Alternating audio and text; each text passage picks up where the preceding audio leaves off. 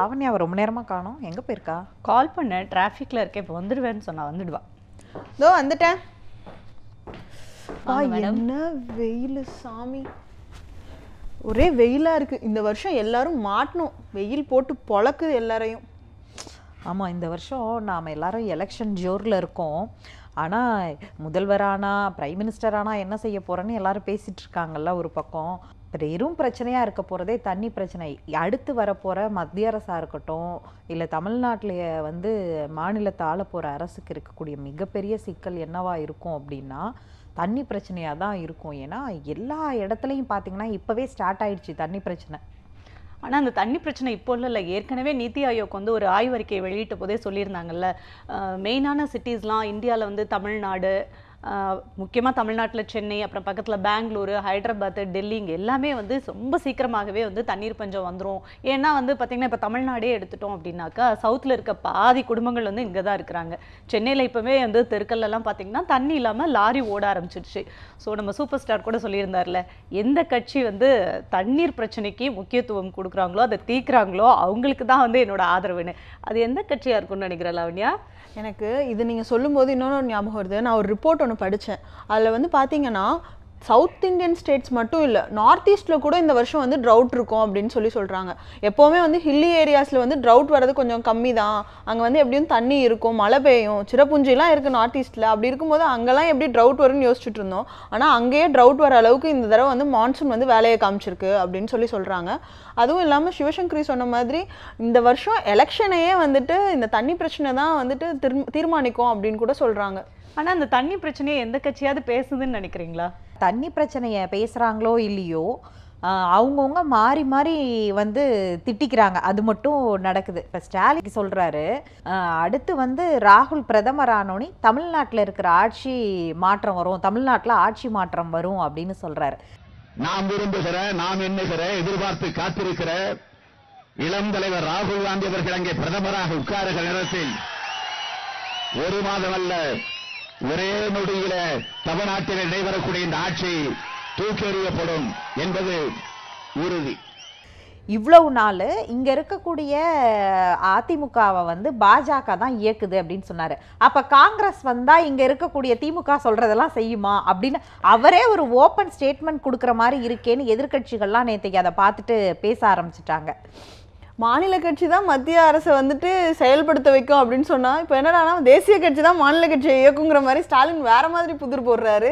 ஸ்டாலின் இப்படி சொல்றாருன்னா, இன்னொரு பக்கம் வந்து பார்த்தா முதல்வர் எடப்பாடி பழனிசாமி என்ன சொல்றாரு, நான் வந்து இந்த 18 தொகுதிகளில் இடைத்தேர்தலில் வெற்றி பெற்று தனித்து இன்னும் பெரும்பான்மையோட வந்த பிறகு திமுகவில் இருக்கிற எல்லா திமுக ஆட்சியில் நடந்த கொலை கேஸையும் தூசி தட்டி எடுக்கிறேன்னு சொல்றாரு.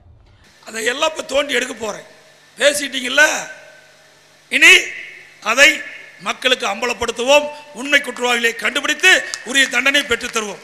இது என்னக்கா, ஸ்டாலின் வந்து கொடநாடு கொலை பற்றி பேசிகிட்டு இருக்காரு, அதை பற்றி பேசக்கூடாதுன்னு சொல்லி கோர்ட் வரைக்கும் போய் பேசக்கூடாது, அதே மாதிரி கண்டெம்ட் ஆஃப் கோர்ட் அப்படின்ற மாதிரியான விஷயங்கள்லாம் ஆளும் கட்சி வந்துட்டு செஞ்சிட்ருக்காங்க. இப்படி இருக்கும்போது திமுக பீரியடில் நடந்த கொலையை பற்றி நாங்கள் பேசுவோம் அப்படிங்கிறது என்ன விதத்தில் நியாயம்? அப்போ 7 வருஷம் என்ன பண்ணிட்டு இருந்தாங்க அதிமுக அரசு? இந்த கேள்வி ரொம்ப முக்கியமான கேள்வி தான். சிவசங்கரிக்கு வந்து உள்ளர மனசுக்குள்ள இப்போ ஓடுது, ஏதோ ஒன்று பயங்கரமாக திங்க் பண்ணி வச்சிருக்கீங்க, அதை சொல்லுங்கள், என்ன திங்க் பண்ணுறீங்க? இல்லை, மாற்றி மாற்றி இந்த மாதிரி ப்ளேம் பண்ணிக்கிறாங்களே, நமக்கு எல்லா விஷயமும் வெளியில் வரதா செய்யுது இல்லையா? பாஸ்ட் ஹிஸ்ட்ரி எல்லாம் அவங்களே சொல்லிட்டு இருக்காங்க அப்படிங்கிறத நமக்கு வந்து ஞாபகப்படுத்துகிற மாதிரி மீடியாவை தாண்டி இவங்க இந்த மாதிரி 2 பேரும் தனிப்பட்ட கட்சி சார்ந்தோ இல்லை தனிநபர் சார்ந்தோ சண்டையை தான் பேசிகிட்டு இருக்காங்க மக்கள்கிட்ட போயிட்டு. அடுத்து யார் ஆட்சிக்கு வந்தாலும் தண்ணி பிரச்சனைக்கு என்ன தீர்வு வச்சுருக்கீங்க அப்படிங்கிற கேள்விக்கு 2 பக்கமுமே பதில் இல்லை அப்படிங்கிறது தான் நாம் இந்த இடத்துல ரொம்ப முக்கியமாக கவனிக்க வேண்டியதாக இருக்கு இல்லையா? இன்னும் ரொம்ப முக்கியமாக ஒரு ஆக்ஷன் எடுத்தாங்க கவர்மெண்ட் அப்படின்னா அது ஃபாலோ அப் ஆகுதா அப்படின்னு பார்த்தா இல்லை. ஏன்னா ரொம்ப ரீசெண்டாக பார்த்தீங்கன்னா இந்த பிளாஸ்டிக் கவர்ஸ்லாம் யூஸ் பண்ணக்கூடாது அப்படின்னு சொல்லி அதுக்கு ஃபைன்லாம் போடுவோம்னு சொல்லி ரொம்ப சீரியஸாக வந்து அந்த நடவடிக்கைக்கு அந்த வந்து அமலில் வந்தப்போ மக்கள் எல்லாருமே ஃபஸ்ட்டு கோஆப்ரேட் பண்ணியிருந்தாங்க.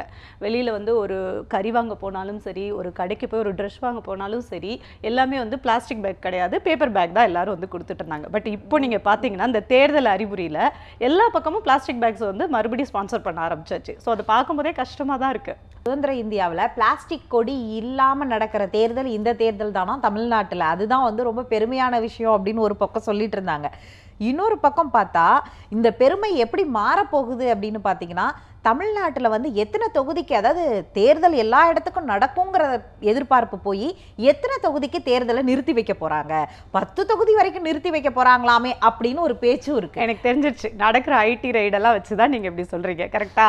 இவங்க ஐடி ரைடு வச்சு சொல்றாங்க அந்த 10 தொகுதியில வேலூர் ஒன்று ஓகே, அதை தாண்டி மீதி 9 தொகுதி எந்த தொகுதி? எனக்கு அந்த ஒரு கேள்விதான் அதிகமா வருது. இப்ப உளவுத்துறை கொடுத்துருக்க ரிப்போர்ட் அடிப்படையில் எங்கெல்லாம் வந்து ஜெயிக்கிறது வந்து ரொம்ப நெக் டு நெக்காக இருக்குது, இல்லை வந்து இந்த இடம்லாம் நமக்கு வராது அப்படின்னு ஆளுங்கட்சி தரப்பில் நினைக்குதோ, திமுக ஸ்ட்ராங்காக இருக்குன்னு நினைக்கிற இடங்கள்ல தூத்துக்குடி எல்லாம் கூட அந்த லிஸ்ட்டில் இருக்குது அப்படின்னு ஒரு புதுசாக ஒரு தகவல் சொல்கிறாங்க.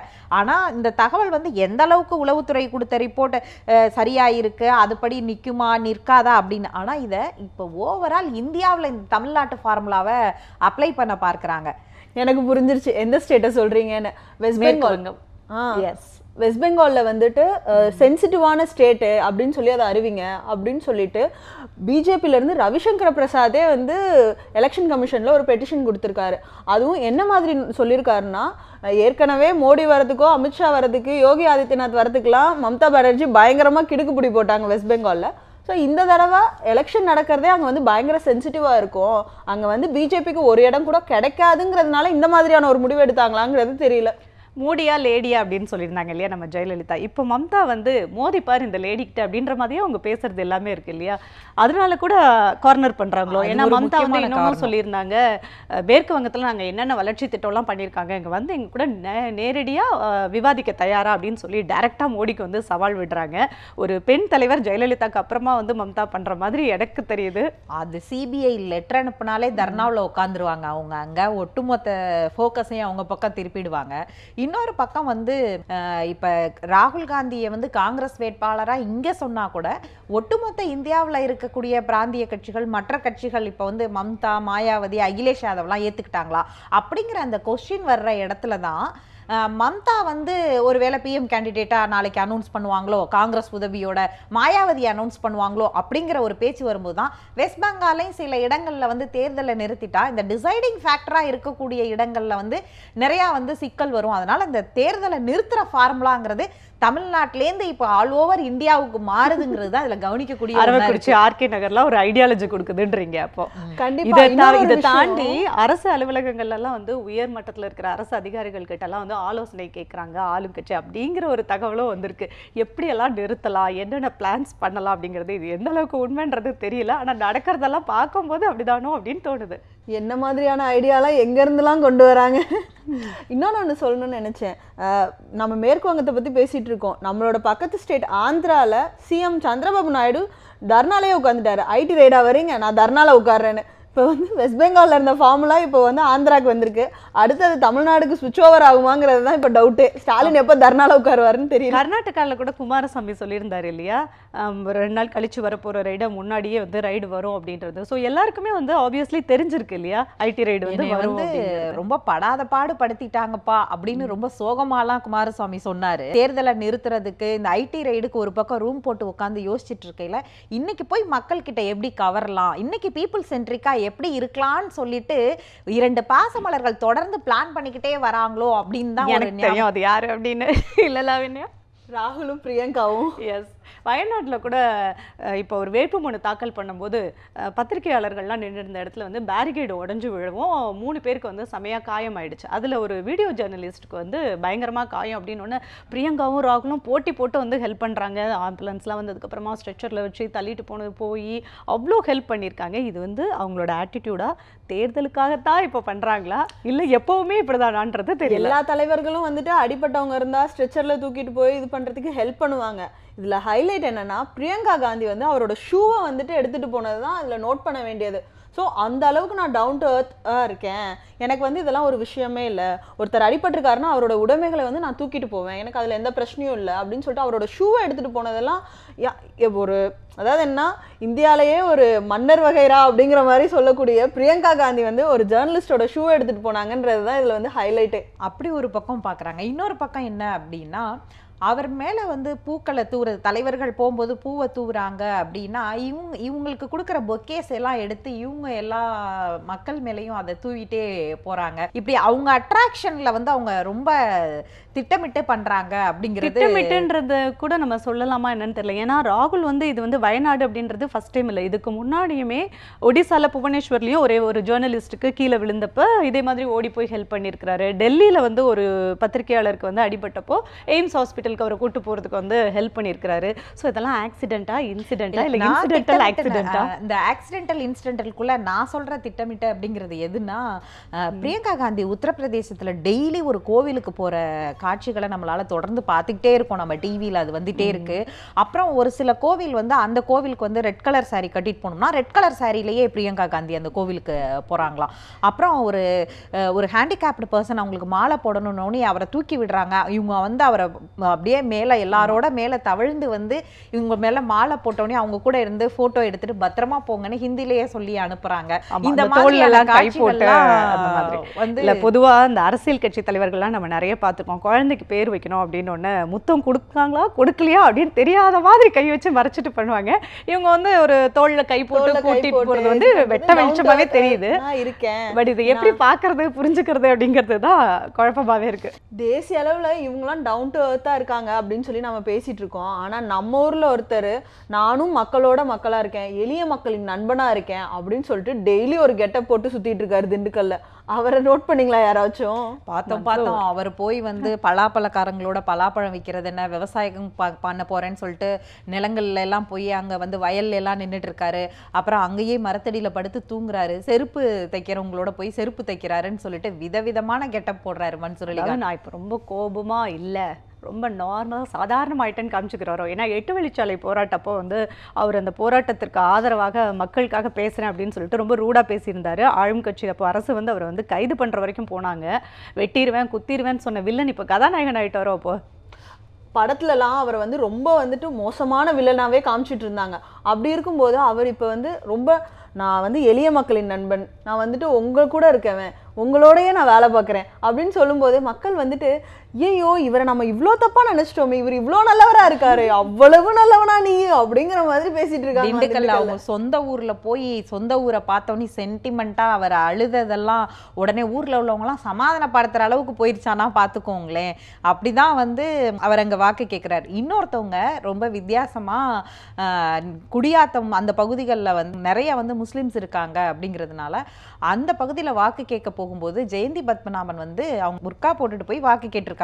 இல்லை இந்த மாதிரி மக்களை வந்து அவங்களுக்கு பிடிச்ச மாதிரியே வாக்கு கேட்கறதுங்கிறது ஒரு ஃபேஷன் ஆகிட்டு இருக்கோம். ஏன்னா கார்த்தி சிதம்பரம் வந்து அவர் பிரச்சாரம் பண்ணும்போது என்ன சொல்லியிருக்கிறாரு, அங்கே கூடியிருந்த மக்களை பார்த்து சீரியல் பார்ப்பாங்கல்ல, அந்த சீரியல் கேரக்டர்ஸ் பேரை சொல்லி இப்போ வந்து கேபிள் டிவி கட்டணத்தெல்லாம் நாங்கள் வந்தால் குறைச்சா நீங்கள் அழகாக ஜம்முன்னு உட்காந்து சீரியல் பார்க்கலாம் அப்படின்னு சொல்லி பெண்கள் எல்லாம் கவர்றதுக்கு இந்த மாதிரி ஒரு பிரச்சாரம் பண்ணுறாரு. இது எப்படி பார்க்குறீங்க? இது அவர் பிரச்சாரம் பண்ணதுல ரொம்ப முக்கியமா சொல்ல வேண்டியது என்னன்னா, 2 பெண்கள் போட்டுக்கிற சண்டையை, அதாவது என்னன்னா மாமியார் மருமகள் போட்டுக்கிற சண்டையை நீங்க பார்க்கணும்னா 100 ரூபாய் கட்டணத்துல பார்க்கணும்னா எங்களுக்கு ஓட்டு போடுங்க அப்படின்னா ஏன் இவங்க எல்லாருமே இப்படி திங்க் பண்றாங்க அப்படிங்கிறது ஒரு கொஸ்டினாவே இருக்கு. மாமியார் மருமகள் சண்டையை பத்தி பேசிட்டு அதுல வந்து அவர் இன்னொன்னு சொல்றாரு, நீங்க வந்து இந்த சீரியல் தானே பாக்குறீங்க, அந்த சீரியல்ல வர ஹீரோ பேரு என்னோட பேரு, அதனால நீங்க எனக்கு அப்படியே ஓட்டு போட்டுருங்க அப்படின்னு சொல்றாரு.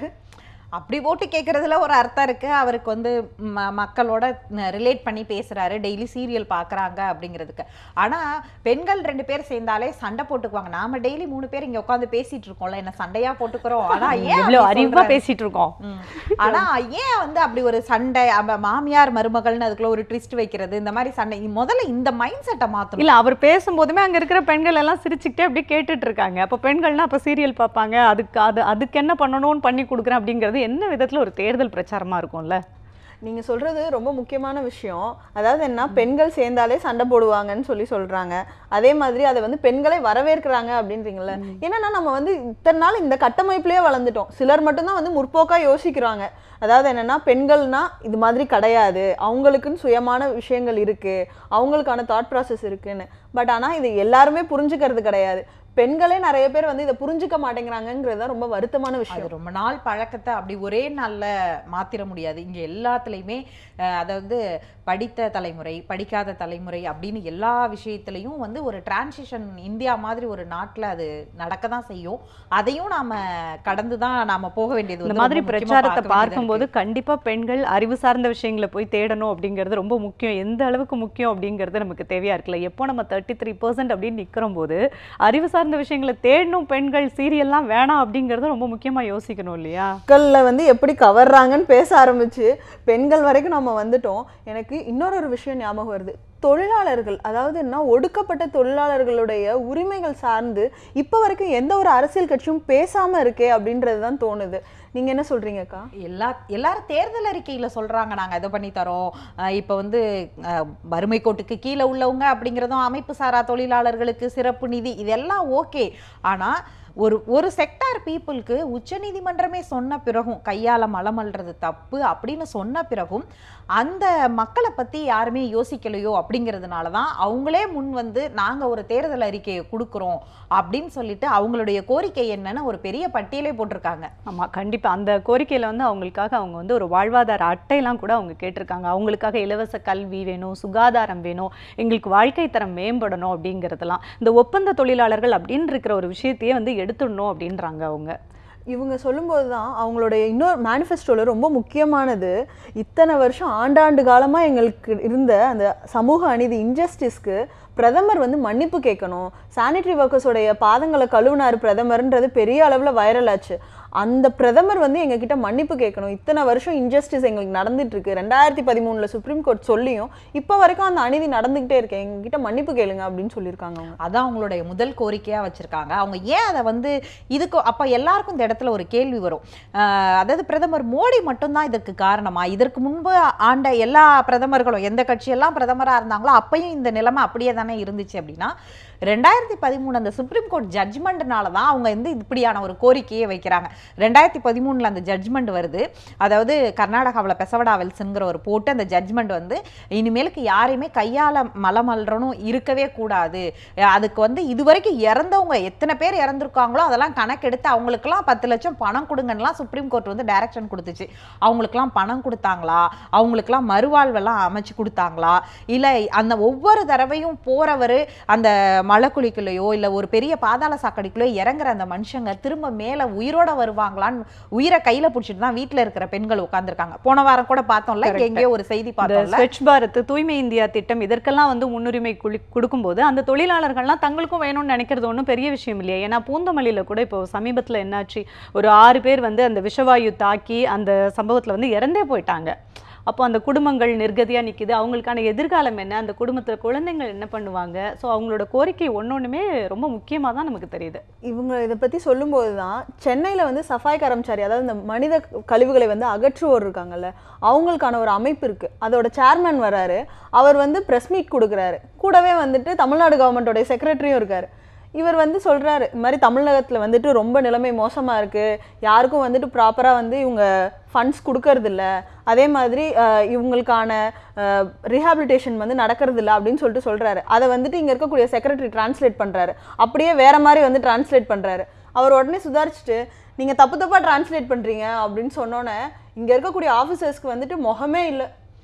அதாவது எவ்வளோ நவீனங்கள்லாம் வந்தாலும் இன்னும் இந்த வேலையை செய்ய மட்டும் ஒரு குறிப்பிட்ட சமூகத்தை சேர்ந்தவங்களே வச்சிருக்கிறாங்கங்கிறது அந்த வழி அவங்களுக்கு இருக்கு. ஒரு பக்கம் பெரிய பங்களாஸ்லாம் கட்டுவாங்க, ஆனால் வந்து இந்த வேலையை வந்து அதை வந்து டெக்னாலஜி, வீட்டுக்குள்ளே அவ்வளோ டெக்னாலஜி, பெரிய பெரிய பில்டிங்ஸ் காம்ப்ளெக்ஸ்லாம், மால்ஸ் எல்லாத்துலேயும் நிறைய டெக்னாலஜி வச்சுருப்பாங்க. ஆனால் இந்த வேலையை செய்கிறதுக்கு வந்து மனுஷங்களை தான் பயன்படுத்துவாங்க அப்படின்னு பில்டிங் நோனி தான். பங்களான்னு சொன்னோன்னே எனக்கும் ஞாபகம் வந்துச்சு. தேனியில் வந்து EV.K.S. இளங்கோவன் வந்து காங்கிரஸ் கட்சி வேட்பாளராக போட்டிடுறார் இல்லையா? அவர் எங்கே தங்கியிருக்கிறாரு தெரியுமா? ஜெயலலிதா வந்து ஆண்டிப்பட்டி இடைத்தேர்தலையும் சரி, அப்புறமா சட்டமன்ற தேர்தலில் போட்டிடும் போதும் சரி, ஒரு பில்டிங்கில் தான் தங்கியிருந்தாங்க. சிங்கப்பூர் பங்களா அப்படின்னு சொல்லிட்டு அதுக்கு பேராம். அவங்க 2 வாட்டி அங்கே தங்கி பிரச்சாரம் பண்ணி ஜெயிச்சதுனால அம்மா வீடு அப்படின்னே அந்த வீட்டுக்கு பேர். இப்போ அந்த வீட்டில் தான் EV.K.S. இளங்கோவனும் தங்கியிருந்து பிரச்சாரம் பண்ணிட்டு இருக்காராமா. ஸோ ஒரு சென்டிமெண்ட், அந்த அம்மா சென்டிமெண்ட் அந்த வீட்டில் தங்கி பிரச்சாரம் பண்ணதுனால அவருக்கும் ஜெயிச்சிடுமோனா அதிமுக வட்டாரத்தில் புலி கறக்குதாமா. ஆமா நான் கூட இதை கேள்விப்பட்டேன். காங்கிரஸ் வேட்பாளரா இருக்கக்கூடியவர் வந்துட்டு அங்க தங்கியிருக்காரு, அதிமுக வேட்பாளரா இருக்க நாம அங்க தங்கி இருந்தா நமக்கு ஒருவேளை அம்மாவோட அதிர்ஷ்டம் கிடைச்சிருக்குமோன்னு சொல்லிட்டு ஓபிஎஸ் ஃபீல் பண்ணிட்டு இருக்காராம். அதாவது எப்படின்னா ஒவ்வொரு முறையும் ஒவ்வொருத்தவங்களுக்கும் ஒவ்வொரு சென்டிமெண்ட் ஒர்க் ஆகும். ஆனால் இந்த இடத்துல வந்து இப்போ எப்படி கார்த்தி சிதம்பரம் போய் சீரியலை சொல்லி எனக்கு ஓட்டு போடுங்க அப்படின்னு கேட்டாருன்னு நம்ம பேசிகிட்டு இருந்தோம் இல்லையா, அதே மாதிரி இவருக்கு வந்து ஆண்டிப்பட்டியில் வந்து ஜெயலலிதா நிற்கும் பொழுது அங்கே அந்த பங்களாவில் தங்கியிருந்தாங்க, யாழ் தேவிக்கு போகும்போதெல்லாம் அங்கே தங்குறாங்க அப்படிங்கிற அந்த சென்டிமெண்ட் அடிப்படையில் அவர் இந்த பிளானை பண்ணியிருந்திருக்கலாம். இன்னொரு பக்கம் வந்து எனக்கு இந்த சென்டிமெண்ட் அதுக்கப்புறம் வந்து இந்த சீரியல் அட்ராக்ஷன்னோட ஒரு பழைய விஷயம் ஒன்று ஞாபகத்துக்கு வருது. அதாவது பிக் பாஸ் மாதிரியான ஒரு நிகழ்ச்சி போயிட்டு இருக்கும்போது ஓவியாவுக்கு ஒரு பெரிய கிரேஸ் இருந்துச்சு இல்லையா, 1 கோடி ஓட்டு போட்டு ஜெயிக்க வச்சிங்களே ஓவியாவை பிக் பாஸ்ல, அந்த ஓட்டை எனக்கு போட்டிருந்தானே அன்புமணி ராமதாஸ் கேட்டதும் இந்த இடத்துல இருக்குல்ல, நான் எனக்கு வந்து இந்த சீரியல் அதுக்கப்புறம் இந்த பங்களா சென்டிமெண்ட் இந்த மாதிரி ஒவ்வொரு சென்டிமெண்ட்டையும் வச்சு பேசும்போது அதுவும் எனக்கு நினைவுக்கு வருது. சினிமாவை அதிகமாக விமர்சிக்கிறவர் அப்படின்னு பார்த்தாக்கா அன்புமணி தான். ஆனால் அவரே வந்து ஓவியா பிக் பாஸ் இந்த பேசும்போது என்ன பேசுனாங்க அப்படின்னு ஒரு நோட்டீஸ் பண்ணுவாங்கல்ல எல்லாரும். ஸோ ஒரு மீடியா அப்படின்ற அந்த அட்ராக்ஷன் வந்து அவங்களுக்கும் தேவைப்படுது. அப்படிங்கிறத தாண்டி இன்னொரு விஷயம் என்னன்னா, சமீபத்தில் அன்புமணி ராமதாஸ் வந்து யாரோ ஒருத்தர் செல்ஃபி எடுக்க போயிருக்கிறாரு, தொண்டர் ஒருத்தர். அப்போ வந்து செல்ஃபோனை வந்து தட்டி விட்டுட்டாரு. அது ரொம்ப சர்ச்சையாயிட்டு இருக்கு. ஆக்சுவலாக அன்புமணியை பார்த்த வரைக்கும் அவர் வந்து ரொம்ப கூலாக தான் பேசுவார். ஈவன் இப்போ கூட்டணியில் ஆளும் கட்சி கூட சேர்றதுக்கு முன்னாடி அந்த ஆளும் கட்சியை விமர்சனம் பண்ணும்போதெல்லாம் பார்த்தீங்கன்னா ரொம்ப சிரிச்சுட்டே ஜாலியாக ஜோவியலாக நிறைய வார்த்தைகள்லாம் போட்டு தான் வந்து விமர்சனம் பண்ணியிருப்பார். ஒரு கோவம் இல்லாமல் நார்மலாக இருந்திருக்கும். பட் அவர் ஏன் இப்படி டென்ஷன் ஆயிட்டாரு அப்படிங்கிறது தான் புரியல எனக்கு. இவங்க செல்ஃபின்னோன்னே எனக்கு இன்னொரு விஷயம் ஞாபகம் வருது. ஒவ்வொரு தலைவர்களும் தங்களோட பிரச்சாரத்துக்கு போகும்போது அங்கே வரவங்க வந்து செல்ஃபி எடுக்க ட்ரை பண்ணுறாங்கன்னொன்னே அவங்கள வந்து நாங்கள் இப்போ மக்களோட இருக்கோம், வாங்க வந்து செல்ஃபி எடுத்துக்கோங்க அப்படின்னு சொல்லுவாங்க. ஆனால் வந்து தேர்தல் முடிஞ்சோன்னே இதே வெல்கமிங் இருக்குமாங்கிறது தான் சந்தேகமே. அது ஒரு பக்கம் இருந்தாலும் இந்த தேர்தல் நேரத்தில் வந்து பார்த்திங்கன்னா எங்கே பார்த்தாலும் பிரச்சாரம், எல்லாரும் நிறைய ட்ராவல் பண்ணுறாங்க. அப்படிங்கும் பொழுது ஒரு முக்கியமான விஷயம் வந்து இந்த இடத்துல நம்ம சொல்லியே ஆகணும்னு தோணுது. அது வந்து பெண்களுக்கு ரொம்ப முக்கியமான விஷயமா இருக்குது. பிரச்சாரத்துக்கு போகிற பெண்களாக இருக்கட்டும், இல்லை வந்து நிறைய ட்ராவல் பண்ணுற பெண்கள் எதுக்கு ரொம்ப நிம்மதி இல்லாமல் இருப்பாங்க அப்படின்னா, ஒரு இயற்கை உபாதையை கழிக்கிறதுக்கு நமக்கு அந்த இடத்துல டாய்லெட் இல்லைன்னா நமக்கு எவ்வளோ டென்ஷன் ஆகும்னு நம்ம எல்லாருக்குமே தெரியும் இல்லையா. இப்போ அதுக்கு ஒரு ஆப் வந்திருக்கான். அந்த ஆப்பில் போனால் நாம் இருக்கிற இடத்துக்கு ஒரு நிமிஷத்துல வந்து மொபைல் டாய்லெட் வருதான். எனக்கு தெரிஞ்சு இது ரொம்ப சந்தோஷப்படுறது வந்து லாவண்யாவா தான் இருக்கும் இல்லையா. ஏன்னா வீடியோ ஜேர்னலிஸ்டா இருக்கிற அவளுக்கு தான் இதோட கஷ்டம் தெரியும். இது வந்து நான் ரொம்ப ஃபீல் பண்ணியிருக்கேன். அதாவது என்ன, நம்ம எங்கேயாவது வந்து டிராவல் பண்ணிட்டே இருப்போம், திடீர்னு நமக்கு வந்து தேவைப்படும். அதே மாதிரி பிரச்சாரம்னு சொன்னோன்னே ஜேர்னலிஸ்ட் எல்லாருமே வந்து பிரச்சாரத்துக்கு போய் நிற்பாங்க. தலைவர்கள் கிளம்புற வரைக்கும் வந்துட்டு அங்கேயே இருக்கக்கூடிய இது இருக்கும். தலைவர்கள் வரதுக்கு முன்னாடி கர்டன் ரைசர் மாதிரி நிறைய விஷயங்கள் வந்து பண்ண வேண்டியதாக இருக்கும். ஸோ அங்கெல்லாம் வந்து டாய்லெட் ஃபெசிலிட்டிஸே இருக்காது. மொபைல் டாய்லெட் வச்சிருப்பாங்க, ஆனால் அது அந்த அளவுக்கு வந்து கிளென்லினஸோட இருக்குமா அப்படிங்கிறது இந்த ஆப் மூலமா வந்திருக்கு. இதை வந்து லேடிஸ்க்கு ரொம்ப ஹெல்ப்ஃபுல்லா இருக்கும். எல்லா இடத்துல பெண்களுக்கு ரொம்ப முக்கியமா ஹெல்ப்ஃபுல்லா இருக்கும் அப்படிங்கிறத தாண்டி இப்போ ஆண்கள் வந்து பொது இடங்களை வந்து உபயோகப்படுத்துவாங்க. இப்போ அவங்களுக்கும் இந்த மொபைல் டாய்லெட் அப்படின்ற ஒரு விஷயம் வரும்போது சுத்தம், அந்த எதிர்ப்பு சக்தி, இம்யூனிட்டி அப்படிங்கிற ஒரு விஷயமும் வந்து உண்மையிலேயே வந்து ஸ்வச் பாரத் ஆகும் அப்படின்னு நினைக்கிறேன் இல்லையா. பரவாயில்ல, இன்னைக்கு வந்து தூய்மை இந்தியாவோட நம்ம சிவசங்கரி முடிச்சிருக்காங்க. நாளைக்கு நாம இன்னும் நிறைய விஷயங்களை பேசலாம்.